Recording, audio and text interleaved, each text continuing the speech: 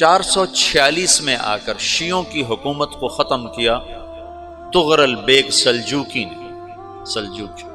Seljuk مسلمان ہوئے تھے محمود غزنوی کے دور میں، سلجوک ان کے بڑے کا نام تھا۔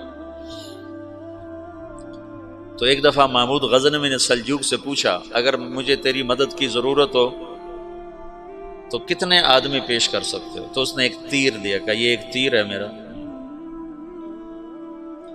کسی کو یہ تیر بھیج کر میرے علاقے میں بھیج دو تو چند گھنٹوں میں 1,00,000 تلواریں تیرا پہرا دینے کے لیے تیار ہوں، میرے پاس اتنی طاقت ہے۔ تو یہ سلجوک کی نسل میں تھا تغرل بیگ۔ اللہ تعالیٰ نے جب عرب زوال کا شکار ہو گئے اور ضعف کا شکار ہو گئے، جیسے بڑھاپے کا کوئی علاج نہیں، جب قوموں پہ زوال آتا ہے تو اس کا بھی کوئی علاج نہیں، پھر اور قوم کو جگہ ملتی ہے۔ جیسے بڑھاپا ایک فرد پہ آتا ہے، ایسے بڑھاپا قوم پہ آتا ہے۔ قوم کا بڑھاپا جوانی میں نہیں لوٹ سکتا، جیسے فرد کا بڑھاپا جوانی کی طرف نہیں لوٹ سکتا، قوم کا بڑھاپا جوانی کی طرف نہیں لوٹ سکتا، کوئی علاج نہیں، نئی نسل کا آنا ہی علاج ہے۔ تو عرب دھل چکے تھے، 600 سال بہت ہوتے ہیں حکومت کو، اپنی صفات گم کر چکے تھے، اب نئے خون کی ضرورت تھی۔ تغرل بیگ پہلا شخص تھا جس نے آ کر اہل السنت والجماعت کو استحکام بخشا، شیعوں کی حکومت کو ختم کیا، بغداد سے، شام سے، ان سارے علاقوں سے۔ صلاح الدین ایوبی نے اسماعیلی شیعہ کی حکومت کو ختم کیا، مصر۔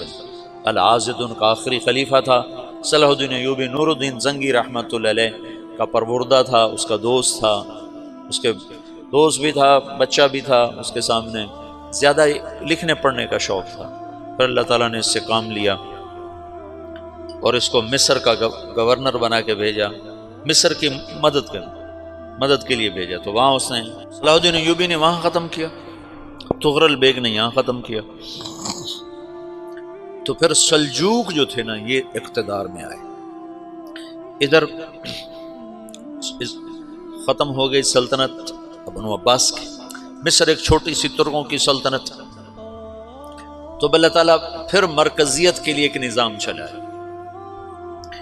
2 لشکر آپس میں لڑ رہے ہیں ایک میدان میں، ایک جنگلی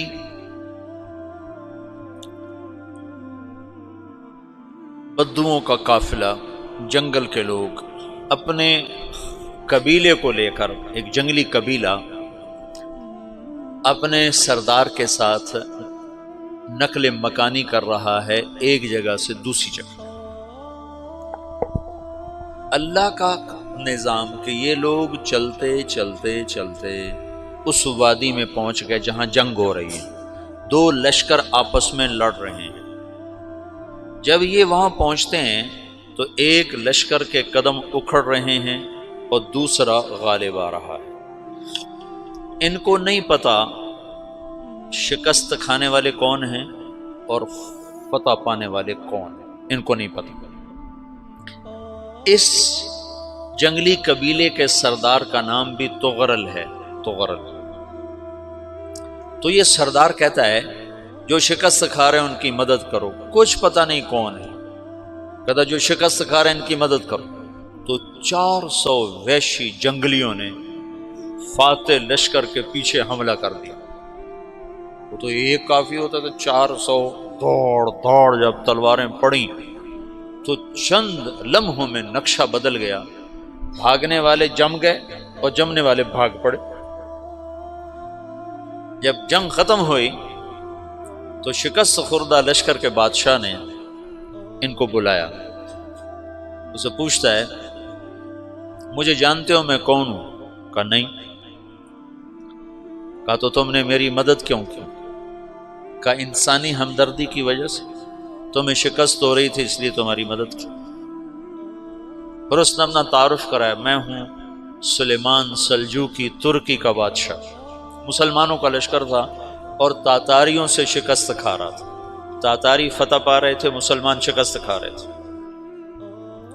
تو وہ اللہ کی غیبی مدد بن کر آئے، تو وہ اس سے کہتا ہے میرے ساتھ رہنا پسند کرو گے؟ تم نے میرے اوپر احسان کیا ہے، میں اس کا بدلہ دینا چاہتا ہوں، میرے ساتھ رہنا پسند کرو گے؟ کہنے کا کر لوں گا۔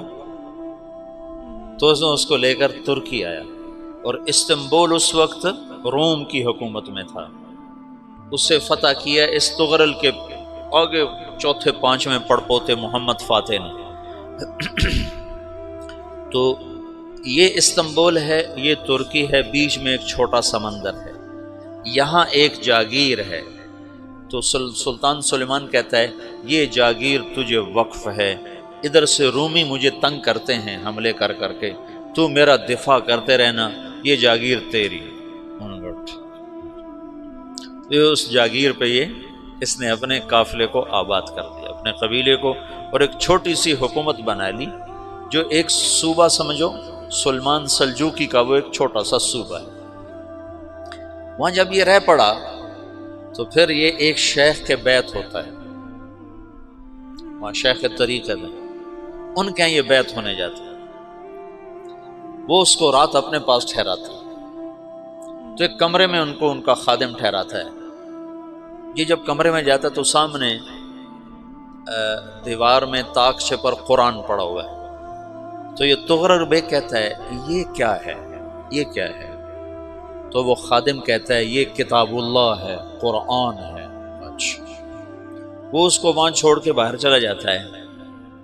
وہ دیہاتی آدمی، جنگل کا رہنے والا، پہلی دفعہ زندگی میں قرآن دیکھا، وہ کہتا ہے یہ قرآن ہے، اللہ کی کتاب ہے، میں اللہ کی کتاب کے سامنے سو جاؤں، کتنی بے ادبی ہے۔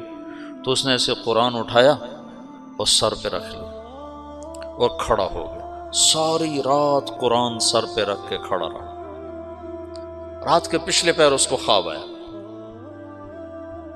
کھڑے کھڑے اس نے دیکھا کہ اس کی پشت سے ایک چاند نکلا اور شیخ کی بیٹی کے سینے میں جا کے اتر گیا۔ پھر اس لڑکی کے سینے سے ایک درخت نکلا جو پھیلتے پھیلتے پھیلتے 3 بر اعظم پہ چھا گیا، افریقہ پر، یورپ پر، ایشیا پر۔ پھر اس کی آنکھ کھل گئی، وہ کھڑا ہوا ہے، تو اس نے صبح یہ خواب اپنے شیخ کو سنایا، تو انہوں نے اپنی بیٹی اس کے نکاح میں دی تھی۔ اس بیٹی سے ایک بچہ پیدا ہوا، تغرل بیگ نے اس کا نام رکھا عثمان، عثمانی ترک نام سنا ہوا، جو میں نے کل بتایا تھا کہ 1924 میں وہ خلافت ختم ہوئی۔ تو ایک بیٹا پیدا ہوا عثمان۔ عثمان نے پھر ایک نئی اسلامی حکومت کی بنیاد رکھی جو 1924 تک چلتی رہی، کوئی 800 سال یہ حکومت چلی۔ تو حکومت کا شرازہ بکھرا، لیکن پھر جڑ جاتا تھا، اور وہ قرن اول والا جوڑ کبھی نہ پیدا ہوا، ٹکڑے بن گئے۔ ان ٹکڑوں میں اللہ لوگ پیدا کرتا رہا جو دعوت دیتے رہے، دعوت زندہ رہی۔ جو تربیت کا نظام تصوف کے ساتھ تھا، اب وہ تبلیغ کے ساتھ